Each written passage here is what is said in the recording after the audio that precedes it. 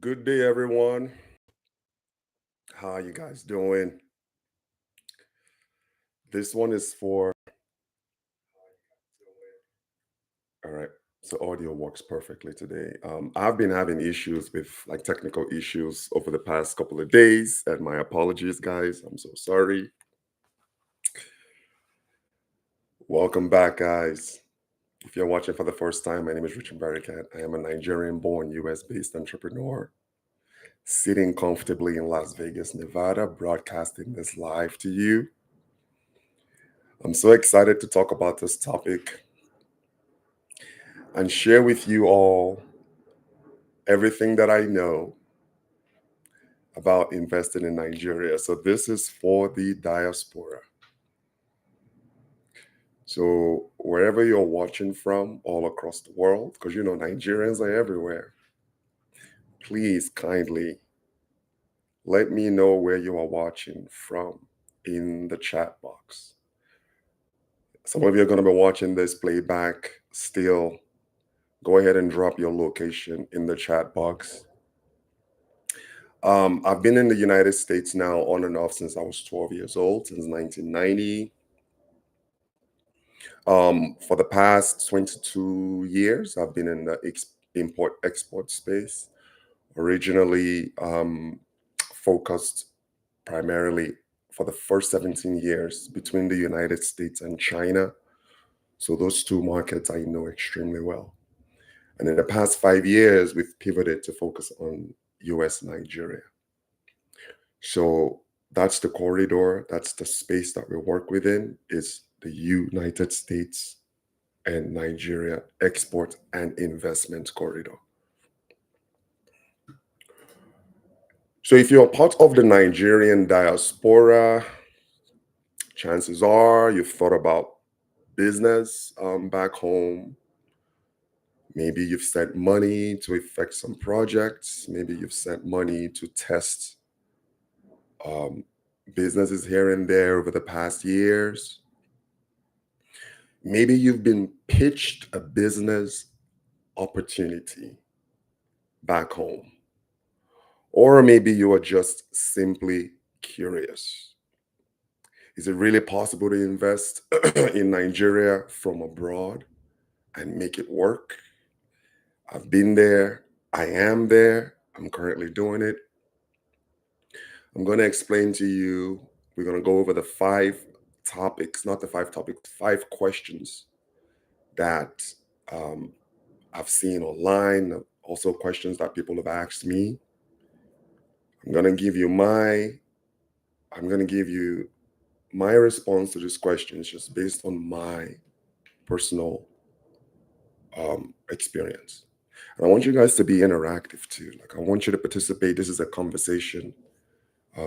Obviously, there really isn't a one size fits all for everybody, regardless of where you are. So, like I said, I've seen what works, what doesn't work. I've seen also what traps a lot of well-intentioned investors, whether they are foreigners or whether they are Nigerians in the diaspora. The traps are there. They are very easy to miss. But if you're focused and you know what you're doing, you can definitely see what those traps are and avoid them. So the truth is, the difference is not luck. The difference, succeeding in Nigeria, is not about luck. I can tell you it's based on three core things, three core principles that I want you guys to take away from this. You gotta have structure. You gotta have systems in place. And you also have to have the knowledge to be able to succeed in the Nigerian market. So in today's session, I am not here to sell you a dream. I'm not here to sell you hype, and I'm not here to instill fear in anybody. I'm simply here to walk you through these questions that I see consistently online that some of my friends have asked me about Nigeria. Questions that reveal the realities of doing business in the country and what it truly takes to succeed long term. For those who are in this long term, we treat our activities in Nigeria as a marathon. It's not a sprint for us. So we are literally in this for the foreseeable future. So if you have ever said to yourself, or you've ever wondered to yourself, you've always wanted to invest, I want to invest, but you don't know where to start. I know there's a lot of information online. Some of these informations are provided by people who have never done business in Nigeria practically. Um, they offer information just based on theory. You are going to hear firsthand from someone who's actually in the trenches. So I want you to grab your notes, pay close attention, settle in. I know it's still early in the US for a popcorn, but it's evening in Nigeria. So go ahead and grab that popcorn and grab that drink. And let's talk about what really matters before you take that first step. So we're going to go over 5 questions. I'm going to give you guys some detailed points on each one. Question number 1, is Nigeria truly ready for diaspora investment? I'm going to talk about that. Number 2, what must every investor understand before starting? The third one is, where are the biggest opportunities right now? The fourth, what are the unseen challenges that most people overlook? And question number 5 is, how can you build trust and structure from abroad? So let's go ahead and dive into the first question. This one is important. And the question is Nigeria truly ready for diaspora investment? And I chuckle every time I see a question like that. And the reason why I chuckle is, why not? You have a country that is considered the largest economic market in Africa, the most populated nation in the African continent. Currently stands at 230 million people. Nigeria is relatively at peace with the world. We are not. We don't have any wars going on. There isn't any civil wars. There aren't really any regional or tribal conflicts going on in Nigeria. Every day, hundreds of thousands of people travel to Nigeria every single day, either on pleasure or for business. So I'm trying to paint a picture for you guys right now. We have a robust and thriving capital system, banking system, relatively good roads depending on where you are. I was just home. I travel home every year. And Lagos, if you go to Lagos today, especially Victoria Island, it looks like a small Abu Dhabi. It's kind of what I want to compare to. I've never physically been to Abu Dhabi, but I've seen the pictures. The infrastructure, the development that's happening right now in Lagos is beautiful. They're working on the rail systems. They're working on mass transit systems. They're currently building they're upgrading the international airport in Lagos. And I have seen over the past 5 years that we've been actively involved in Nigeria, lots and lots of foreigners, multinational companies present in Lagos in one way or another. When you move outside of Lagos and you move south, move to the eastern part, like the south part of Nigeria, Akwa Ibom State, where I'm from, where my family is from, although I was born in Lagos. Akwa Ibom State is one of the top rising states in Nigeria at the moment. Uyo is one of the top emerging cities in Nigeria at the moment. And the United States of America has a very strong, active presence and interest in Nigeria. So, in a nutshell, when I see a question like this, is Nigeria truly ready? I don't think that there's any country in the African continent that's as ready as Nigeria is for investors, and business people. Over the past couple of years, the new administration, they've been actively involved in traveling all over the world, courting partnerships, trying to attract foreign direct investments.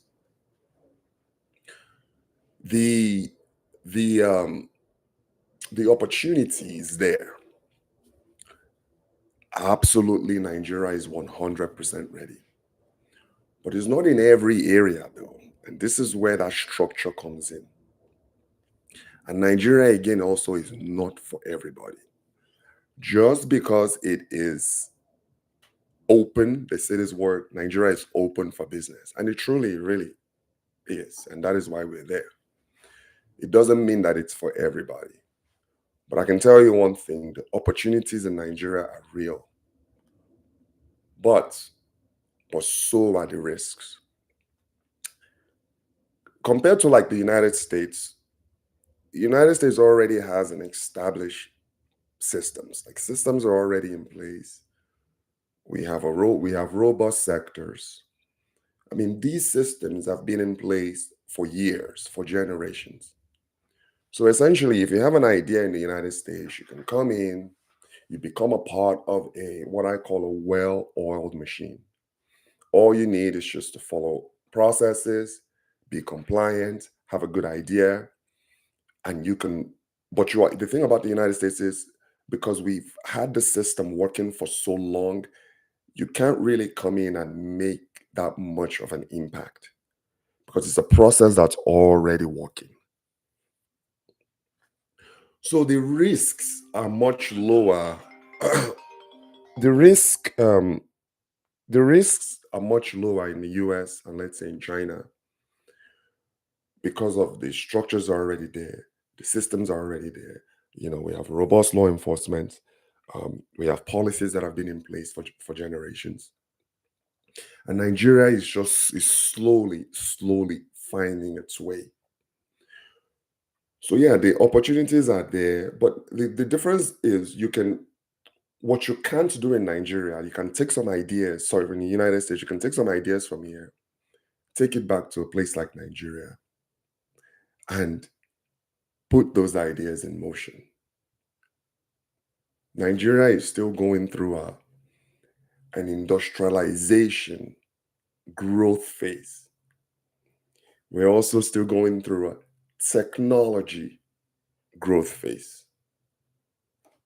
This is where investors can actually come in and get in on the ground, on the grassroots level, compared to, let's say, a developed country like the UK, North America, or not North America, the United States, Canada, or the UK are more of a developed country. Nigeria is still developing. Okay. So that is where the opportunities are. It's still a place where people can go in, bring their ideas, bring their work ethic, create something from scratch. Things like this cannot easily be done in a place like the United States. You look like the logistics systems here. We have companies that have been around. You have the FedExes of the world. You have UPS. You have DHL. You have all of those logistics companies that have been around for 100 years. Nigeria doesn't have that yet. Compared to the United States, we have a very stabilized automotive industry. In Nigeria, there's only one true car manufacturing brand, Inoson. In the 65 years of the country's independence, there's only been really one true indigenous car brand. So compared to the US, compared to China, we don't have all of these industries in place yet. Our aviation industry is still growing. You have Ibom Air, that's only 5 years old. It's one of the top um, state-owned airlines in Nigeria. Now you have Enugu Air that just launched about a month and a half, 2 months ago. So these are all new sectors that create opportunities for investors, but there are also risks involved because these sectors are not proven yet. Okay. So we have that going on. We have the population on our side. And I've said this before, 65% of the Nigerian population are between under 34 years old. So we have that young workforce compared to, let's say, the United States and China with an aging workforce. Nigeria has this young workforce that can be tapped into. There's a strong consumer base there. I've said this in past videos. Nigerians love imported products, particularly imported American products. So your investments in Nigeria doesn't necessarily have to be you based there. You could also invest by exporting American goods, made in American products to Nigeria. Nigeria imports 400,000 used cars on an annual basis. Majority of those cars are US US vehicles. So the opportunities are there. It just depends on what you want to do and what you are optimizing for. Okay. You have there's a need for nearly anything that you can think of. There's a need for in Nigeria. There's a need for service providers. There's a need for consultants. There's a need for doctors. There's a need for accountants, technology, artificial intelligence, um, high-speed Wi-Fi internet. You name it, there's a need for it in Nigeria. We have a housing situation. We have a housing deficit in the country. Millions of how we have a deficit in the millions when it comes to housing. Okay, so manufacturing, logistics, food processing, energy, like I just mentioned. So what makes it ready is not the environment itself, but the investors' preparation, your structure, your systems, the relationships that you've built, your team, being able to perform due diligence. I'm telling you guys, if you go into Nigeria with systems, because nobody is going to, it's impossible for two people to have the same experience in Nigeria. Yes, we all get 24 hours a day. Yes, we are all trying to invest in Nigeria in one way or another. But you got to look at your investment in Nigeria as an investment that only you can pull off. The success and failure of that investment lies totally on you. So one thing that works for me, that continues to work for me, is like I have these structures in place. I have my systems in place. So my experience, I'm only sharing this based on my own personal experience because Nigeria is working for me. Now, if you have somebody that is not structured, that is not focused, that is not disciplined, doesn't have their systems in place, they are in this for the short term and not the long term. They really don't know what they are optimizing for, which I can tell you is probably 90% of the people doing business in Nigeria today. Nigeria rewards structure, focus, systems. I established systems early on in our entrepreneurship push into Nigeria. And part of my systems includes having a place to live. So I'm not living with family members. being focused, knowing the time of year to go to Nigeria, knowing exactly what I want to accomplish. That is why I'm having the success, Barricade is having the success that we're having right now, is because we have all of these systems in place. We know exactly what we are in Nigeria for. We stay as far away as possible from what I call BSOs, bright, shiny objects. This is the trap. These are the trappings that you generally see where a lot of people fall victim are just these bright, shiny objects. Someone comes up to you with an out of this world offer.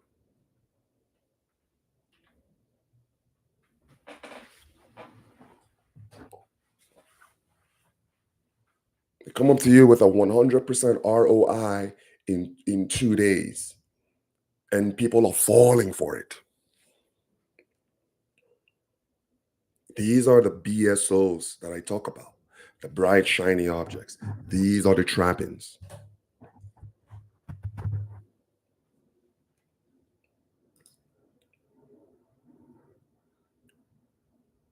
So, before we move on to the second question, if you come to Nigeria, you go to Nigeria with your systems in place, you're transparent in what you want, you know exactly what you're looking for, you have that long term mindset. That is what Nigeria wants, and that is what Nigeria rewards. If you go into Nigeria emotionally, you have this emotional baggage about what you think Nigeria is, based on what you've seen in the media, based on what your friends and families have told you, based on what people who have tried and failed in the past. Remember, only you can make it work. Two people are not alike. Two entrepreneurs standing side by side, operating in Nigeria, one might be focused, one might be distracted. You're both there. You're both trying to succeed. One might have processes in place, systems in place, the other one might not. So you have to optimize Nigeria for yourself. So, yes, the simple answer to that is Nigeria is ready for diaspora investment if the diaspora investor is ready for Nigeria. So, number two, what must every investor understand before starting? So, you guys got to understand that Nigeria does not run on speed, it runs on structure, it runs on efficiency, it runs on processes, and it runs on optimization. You're going to hear me say that word a lot. You got to be strategic. You have to be strategic in what you're doing in Nigeria. You got to know when to make a move. It's just like anywhere, it's just like anywhere else you go. Whether you are doing business in Nigeria or you're doing business in the United States or doing business in China, you don't just you don't just roll out of the bed and then start calling yourself an entrepreneur. You got to look for mentors. You got to do your research. You have to take classes. You got to invest in consultation. You got to really truly do your homework. It's just like anywhere else. This isn't just about Nigeria. It doesn't matter. Whatever kind of business that you gotta put the right things in place. You gotta build the right team. That's another thing too. Your success or failure in Nigeria is going to be largely due to the team that you built. And I've gone through, before currently settling on the current team that I have, I went through a lot of people. So you got to understand that you are going to need the right team.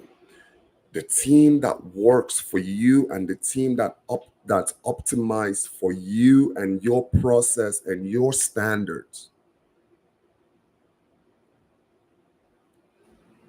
These are the things.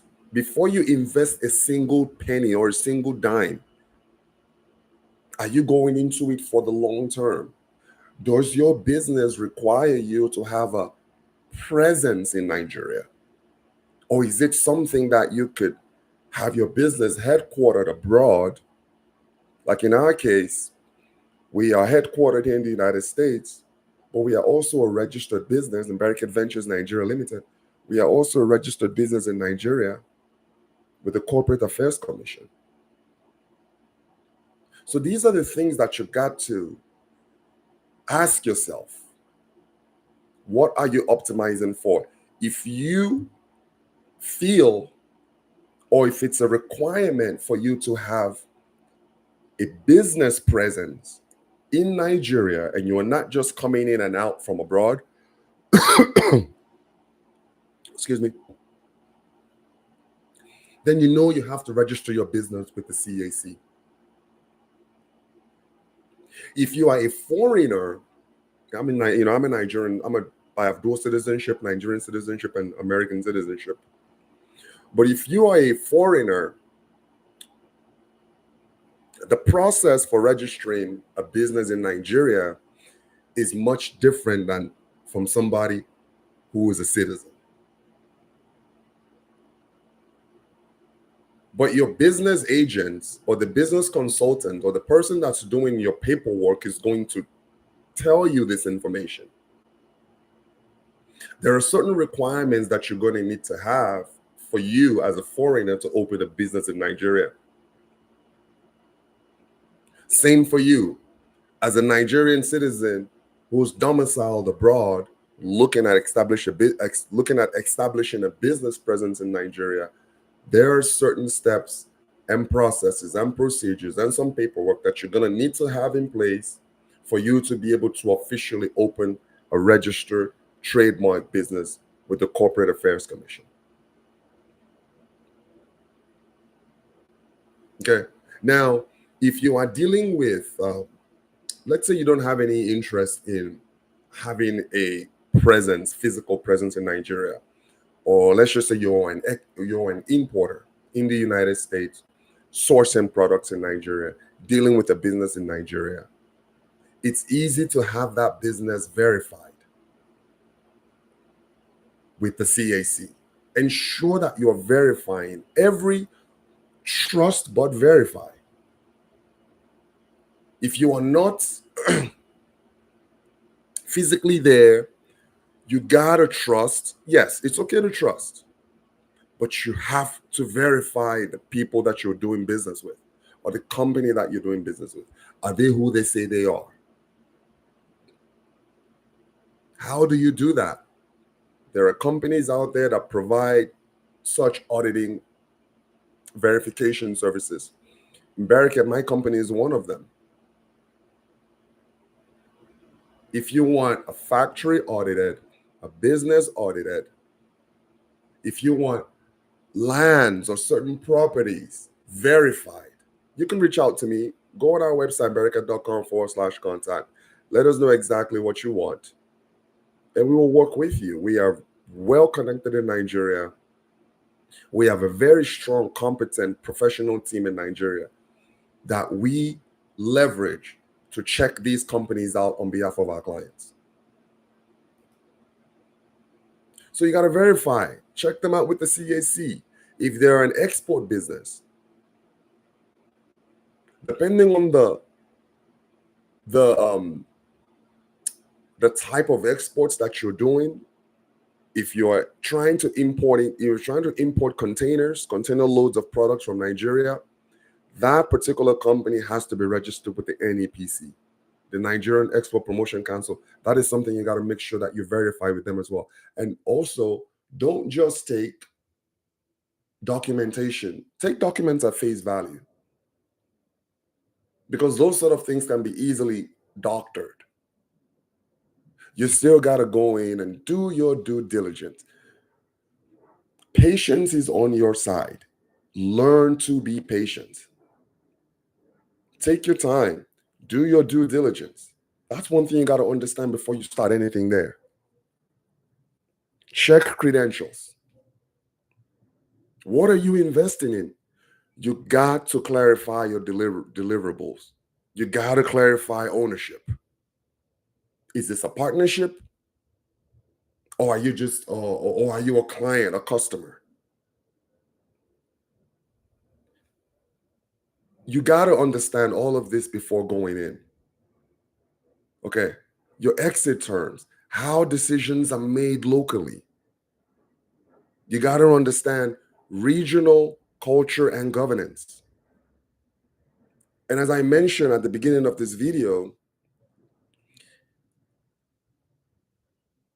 doing business in Nigeria is not a 100-meter dash. It never works well with people who are in it, who are trying to get in fast and get out fast. Nigeria is not a platform for that. Nigeria is more for people who are thinking long term, 10 years, 20 years, 30 years.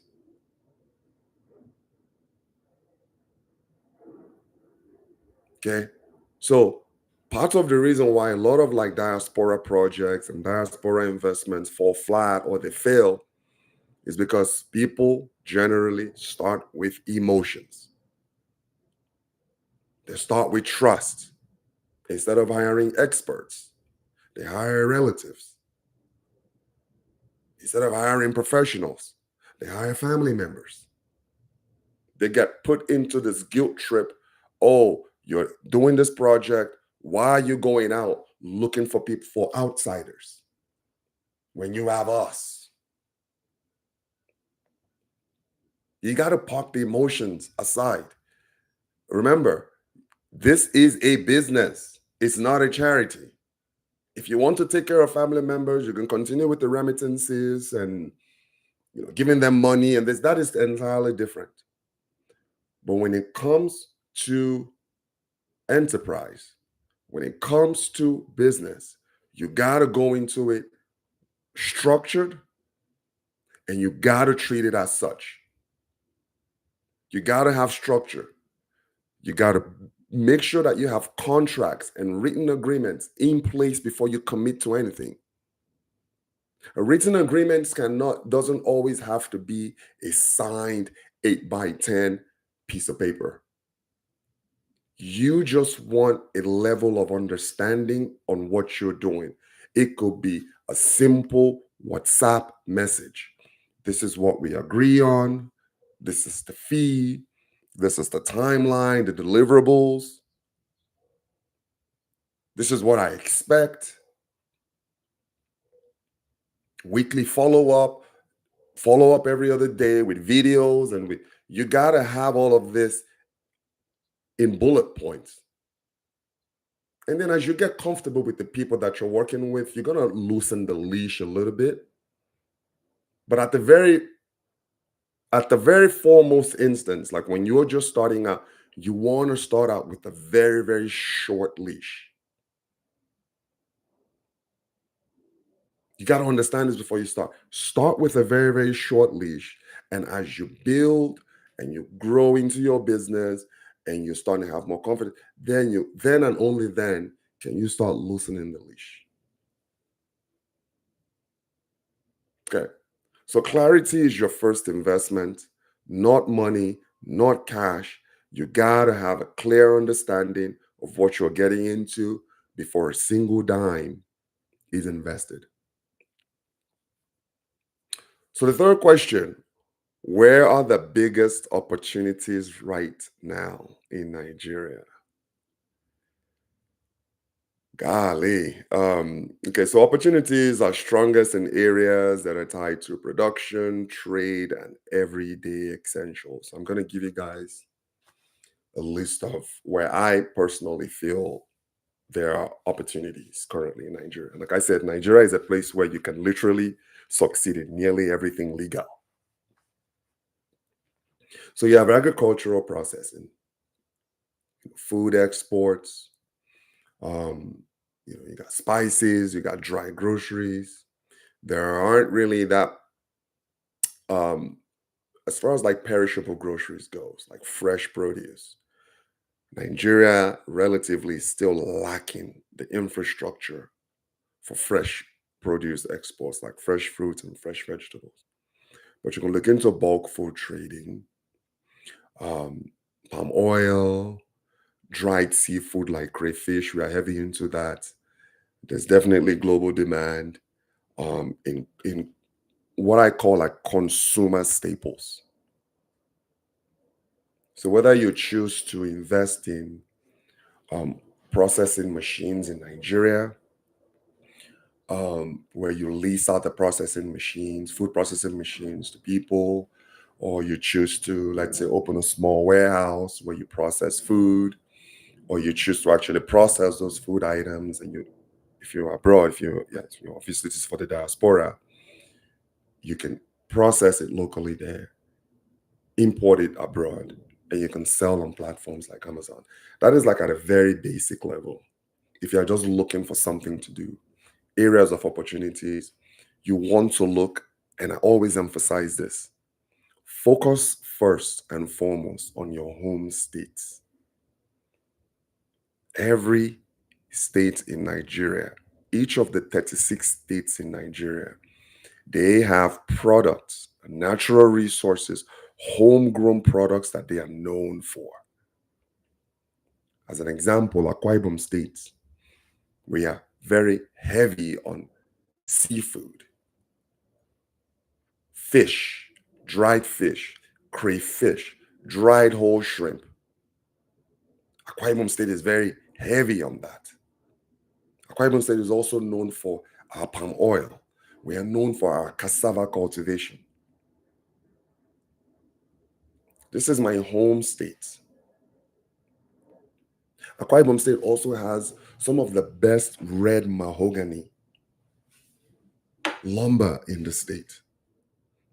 This is where we harvest the lumber that we need to manufacture our turning sticks, to manufacture our canes, to manufacture our artwork. So start with your homestead, your home state first. What does your home state export? What does your home state, are you in a state that exports, let's say, sesame seeds? If you're in Nasarawa State, are you from there? If you're in Jigawa State, you don't have to look too far away. Start with your home state and then internalize, go deeper, and then start maybe in your homestead. What is your village known for? These are the areas that you can start into. Start looking at things that your village is known for, and then figure out a way to turn those raw materials into consumer staples. Is your state known, your village known for sesame seed cultivation? You can go into that area. Even if you don't want to get directly into the nitty-gritty of farming, you can work with you can help build a co-op and work with the local farmers there to aggregate their sesame seeds that you can then sell in bulk or export in bulk to global markets. That is on just on the food processing side. It's all about your imagination. How deep do you want to go? And also, you got to look into what is it that you really enjoy doing. Some people are just connectors. All right, I don't want to get my hands dirty. I don't want to get into the cultivation thing. But okay, I know this farmer and I know that farmer and I know this farmer. This person has a hectare of land. That person, how can I bring all of these farmers together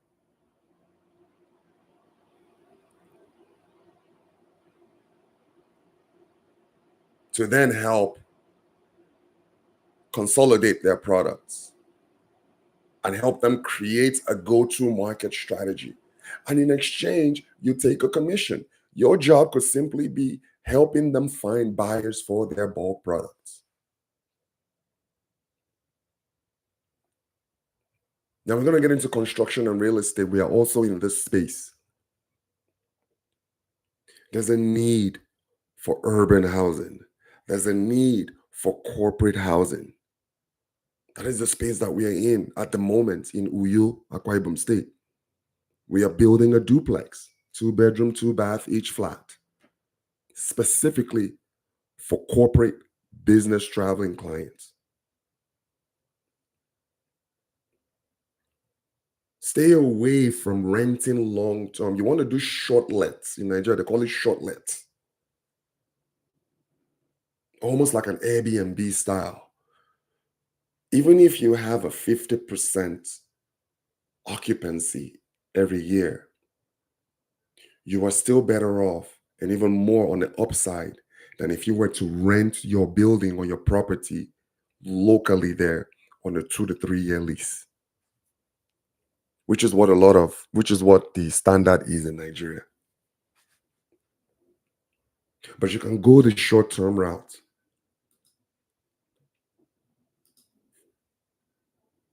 Short-term rentals is where it's at. You can get into equipment leasing, finishing materials, building materials. Equipment leasing. We have brick block making machine that we lease out New York. We have mixers and compactors. You can get into, if you want to get into equipment leasing space, you can do payloaders, you could do bulldozers, you could do water trucks, you could do this high capacity cement concrete mixers. You can go into recycling. You can go into investing in a machine that recycles waste, empty bottles and empty cans. These are all areas with the biggest opportunity because they are literally essential areas. It's not AI, it's not software development. These basic, everyday essentials that people need. Find a way to make it easier for customers.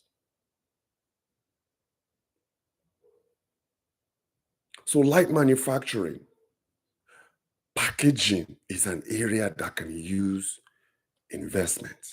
I'm telling you, in the 5 years that I've been doing business in Nigeria, I still haven't found one packaging solution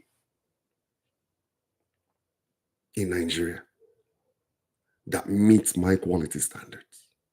In the 5 years that I've been doing business in Nigeria, I still have not found a packaging a packaging company that can give me what I want.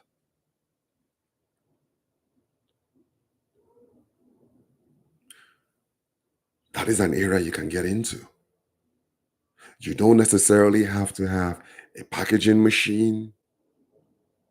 You could export blanks from countries like China, blank packaging, and sell them to brands. Nigeria is slowly getting away from, you have like that general farmers market where people will just go and buy something and they'll put it in a nylon bag and give to you. Now, I'm starting to see a lot of um, demand for packaged products, packaged crayfish, packaged pepper, packaged palm oil. But in order for you to get into packaged goods, you're gonna have to have NAFDAC certification. You have to come and look at your facility. Where are these foods being packaged? What is the supply chain? What are the different touch points? If you want to get into that packaging space, there's still a lot of like leg room. You're gonna have to invest a little bit. But the difference between you being in the packaging space compared to someone that's in the bulk general farmers market spaces. Now you have access to international customers that can buy your packaged crayfish, buy your packaged gari from you, buy your packaged pepper, your packaged palm oil. You have that access now.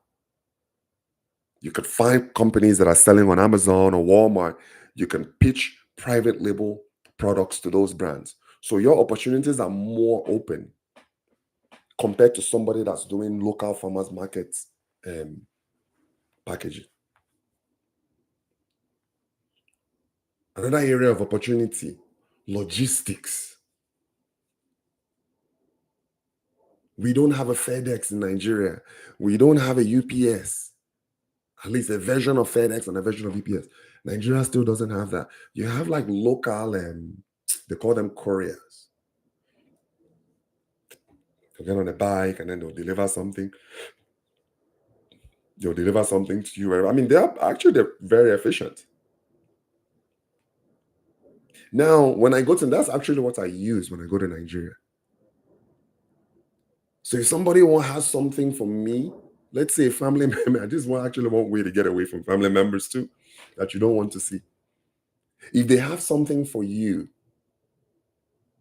9 times out of 10, they'll say, let me come to your hotel room and bring it, or let me come to your apartment and deliver it. You can say no and just tell them to, you will pay for a courier. Just pay for a courier to deliver. Like when I travel to Nigeria and I have people who want to give me something, I just tell them, okay, go ahead. I don't need to see you. Give it to a courier. A courier will deliver it for 2,000, 3,000, 5,000 naira. So micro logistics is an area of opportunity that people can tap into. Transportation, haulage business. You can get a dump truck from the US. It doesn't have to be in the best condition. You can get a dump truck that's 20 years old in the United States, send it to Nigeria and start a haulage dump truck business where you are moving building materials from point A to point B. You're moving sand, you're moving gravel.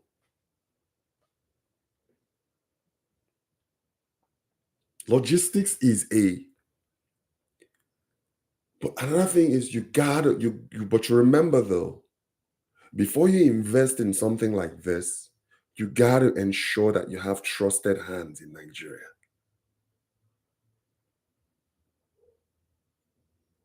And you only need one person you can trust to manage your operations for you and build from there.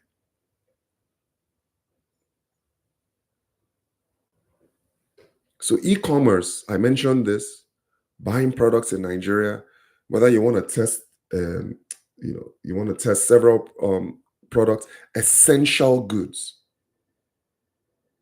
You can import from Nigeria into the US, open up an Amazon account, start selling on platforms like Amazon. You can start selling on your own website, on Shopify, on WooCommerce like we have. That's another thing too. It's like WooCommerce and Shopify. Which one do you choose? You want to go with WooCommerce because you have better control with WooCommerce than you do on Shopify. Shopify is more templated. WooCommerce gives you the control, every control that is in your fingertips with WooCommerce. That is who we use. We've been using WooCommerce now for 5 years.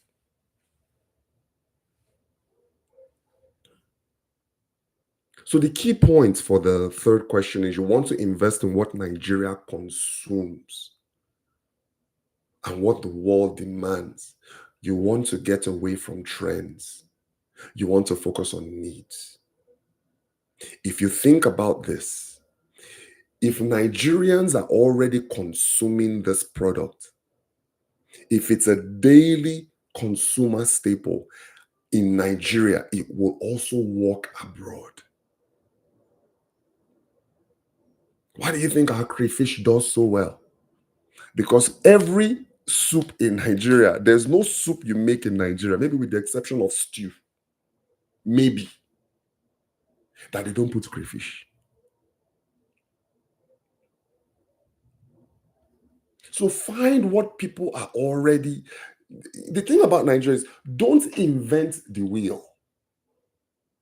Find what people are already using. Find what they're already consuming. And here's another strategy for you, because Nigeria, remember, structure, you need strategy and you need systems. Another strategy is just go to Nigeria and observe, especially for the diaspora. You people don't go home enough. Just spend a week in Nigeria, put on your business entrepreneurship hat, and just walk around and observe what people are wearing, what people are buying, what people are selling. Get to talking to people. If you are in the construction space, go into the construction hubs in Nigeria, see what sort of machineries they're using, see what is lacking, talk to the project managers, talk to the construction foremen. These people are going to be the ones that are going to give you the information that you need to make the move. It's not your brother and sister or your mom and dad. Do they have adequate warehousing? Where are people storing building materials? All of this is BI, business intelligence. Now you got to go in and get all of this business intelligence so you can make. Nigeria is open. The opportunities are there. But remember, like I said before, it's not, you can only tailor Nigeria to yourself and your unique skill set and your unique needs. What I'm doing right now, somebody else can't do it. Only me, rich, can do what I'm currently doing right now in Nigeria. Only me. Because what I'm optimizing for is not what they might be optimizing for. The relationships that I've built over the past 5 years, the structures, the people, the team that I've put in place over the past 5 years, they may not have that. So optimize for yourself and for your needs and for your needs.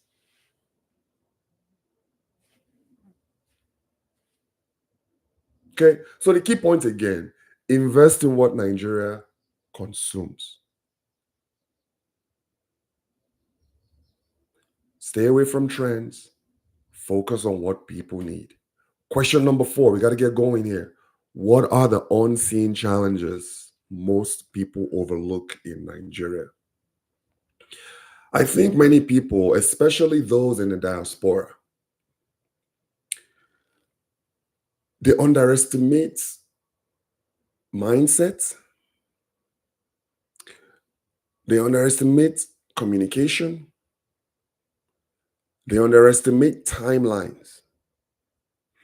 And this is why that clarity comes into place.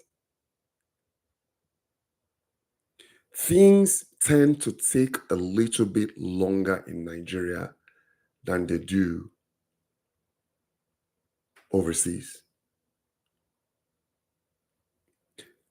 Things tend to move a little bit on a slower pace in Nigeria than in the Western world. You also have to remember, unlike the United States of America and most Western cultures, Nigeria is not really a 24/7 economy. Most things, when the sun goes down, the shopkeeper closes their doors. And they open their door again when the sun comes up. So generally, most things are done in Nigeria during just broad daylight hours. Whereas in the United States of America, it's a 24/7, 365-day economy. You could take a midnight flight out of anywhere, anywhere in the United States. You can take a 4 a.m. flight out of anywhere near. I've done that. Nigeria, most flights have to really be on ground by, let's say, well, most domestic flights at the most, maybe 9 p.m. So the infrastructural gap are some of the unseen challenges that you can't go into Nigeria with an American mindset. Have American standards, but you can't have an American mindset. You got to be able to still maintain your standards, but just realize that until you build a team that you can then train up to where you want them to be in terms of communication, in terms of timelines, in terms of deliverables, in terms of logistics, you're just going to have to learn to be patient, to work within the parameters and within the system of Nigeria. It doesn't mean that they don't mean well. They mean well.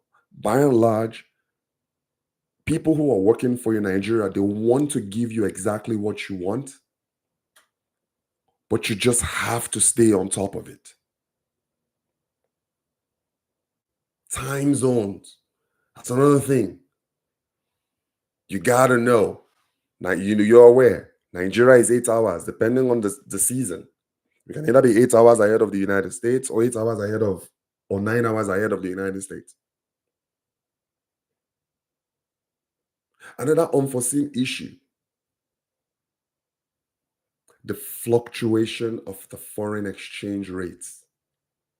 I think this is actually one of the number one killers of Nigerian business that stops people from doing.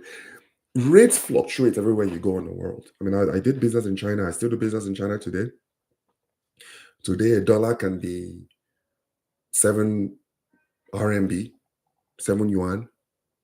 Next month, it could be $1 to 675 yuan. But the difference between FX in other countries is it doesn't fluctuate as frequently as FX, foreign exchange, fluctuates in Nigerian currency. I mean, Nigeria is all over the map. It's literally like the stock market. You come in today, the rate is one thing. By afternoon, the rate is another. By the time the day ends, the rate. So within a 24-hour, within a 12-hour period, you could have 3 or 4 fluctuating rates in the Nigerian FX system. Another unseen challenge is also the energy, the lack of power. A lot of companies in Nigeria, they are still running diesel powered and gasoline powered generators to be able to power their operation. Recently, people have been moving into like solar, but that is generally for like smaller, like a small office, maybe like a 100 square feet office. They'll put a couple of solar panels outside to be able to power their business for a day. But as far as like industries is concerned, they still rely on gas and diesel power generator to be able to power systems, power computers, power their operation. So I'm not trying to scare you here. I'm just telling you that these are some of the unseen challenges that are there that most people overlook because they're going into these environments and these economies with a Western mindset. But the good news is that these are all predictable challenges. And predictable challenges can be managed. You got to have backups for payments, logistics, and production. What are some of the accountability systems that you can put in place even when you are not there?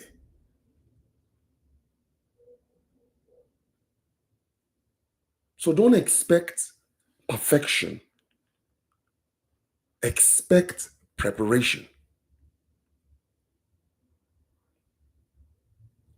Based on those unseen challenges, most people overlook. By and large, Nigeria is a great place to do business. But unfortunately, it's not like the West, where things are in place. It's a well-oiled machine. Nigeria still has a little bit of a needs a little bit of oiling, but with that also comes opportunity, though. So number 5, how can you build trust and structure from abroad? This is the numero uno, the most important word you will hear in Nigeria, or the most important word you need in Nigeria is trust. Gotta remember that it's not built on emotion. People have to earn. People have to earn your trust as an investor. And what is it built on? It's built on systems. It's built on standards. But it's your responsibility as an investor, or as an aspiring investor, to make sure that you don't compromise on the standards that you've set for yourself and for your team. Because the thing is, your team is going to copy your behaviors. If you don't care, your team is not going to care.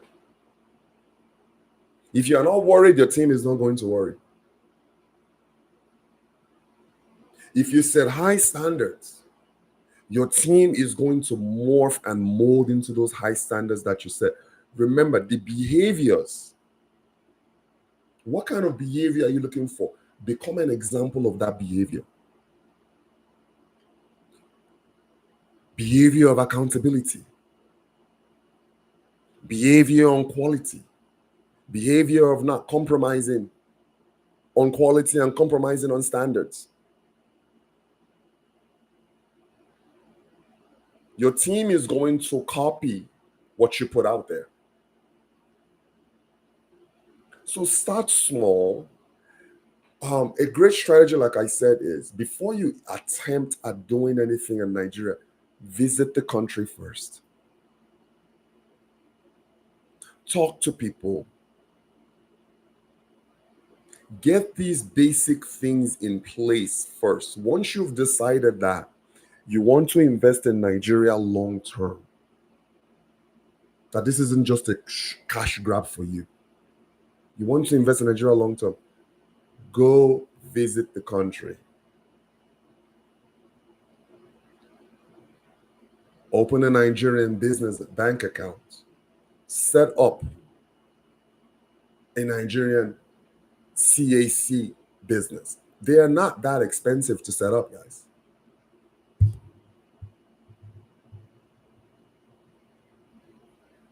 Okay. If you cannot visit periodically, like in our case, and this is also part of our strategy and systems. I keep saying that word, systems. I make sure to go to Nigeria every year. We've been doing that now for 5 years because things constantly change. Every 6 months, it appears every 6 months, something changes in Nigeria. So part of our strategy is, it's in our plan. It's in our family plan. Okay, we got to go home every year. And the information that I gather in the 2 weeks that I'm there, I generally don't stay longer than 2 weeks, will last me until I go again the following year. And, as an active entrepreneur in Nigeria, every single day I'm touching Nigeria one way or the other. Whether it's talking to my team, whether it's monitoring production, whether it's processing products for import, for export, whether it's sourcing, mentoring, consulting with people, one way or another, Nigeria is included in my activities every single day. So remember, to wrap up this fifth question, is the key point here is structure creates trust, systems create trust, and trust sustains growth. So my closing thought is this, guys. These 5 questions are not just for Nigeria. They are for any market where you want to build long-term impact. Nigeria just happens to be one of the few places where your impact can be visible, immediate, and transformative if you do it right. Your impact in the Western world may not be visible, it may not be immediate, and it may not be as transformative as if you were to take that to Nigeria. So at the end of the day, doing business in Nigeria is not about shortcuts. The more structure that you build, you put a team in place, the less risk that you face. So if you are serious about investing in Nigeria or scaling into Nigeria, visit our website, mberiket.com. We also have a Telegram page at Mberiket Group. At Mberiket, we can help you explore solutions in Nigeria. We work with consumers that are looking for quality. We work with exporters that are looking to scale globally. We work with partners that are looking to amplify US-Nigeria trade.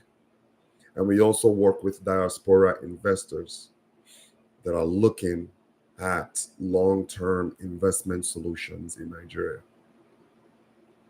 So thank you guys for joining this session today. I really appreciate it. My name is Richard Mberiket. Remember, the goal isn't just to send money back home.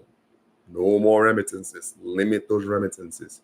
Invest your time, invest your money, invest your energy, and invest your attention on building a legacy and creating an impact that lasts in Nigeria. Okay, so all this helps, guys. If you find this informative and insightful, be sure to like, share, and comment, and I'll see you guys on the next one. All the best.